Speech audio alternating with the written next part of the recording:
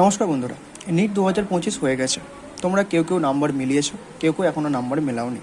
কিন্তু তোমাদের মনের মধ্যে একটা ভয় কাজ করছে যে এবারে কাট অফ কত যাবে বা এবারে আদৌ গভর্নমেন্ট মেডিকেল কলেজে সিলেকশন পাবো কি না। তো এই একটা চিন্তাভাবনা তোমাদের মনের মধ্যে এখন চলছে।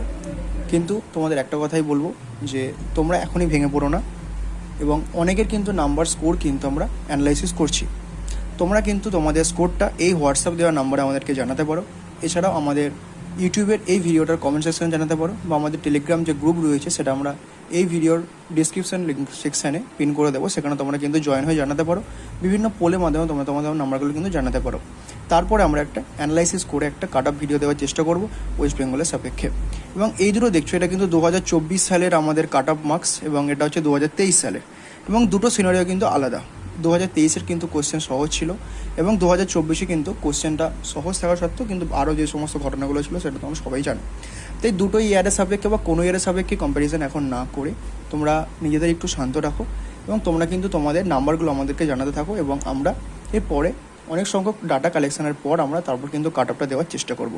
তোমরা বিভিন্ন তোমাদের নাম্বারগুলোকে আমরা এইভাবে শেয়ার করতে থাকো। এই হোয়াটসঅ্যাপ নাম্বারে শেয়ার করতে পারো, বা আমাদের ইউটিউবের কমেন্ট সেকশানে বা পোলগুলোতে শেয়ার করতে পারো। দেখা হচ্ছে পরের ভিডিওতে। তখন তোমরা স্টেবল থাকো এবং এখন একটু নিজেকে সময় দাও এবং এই সমস্ত ভাবনা চিন্তা থেকে দূরে থাকো।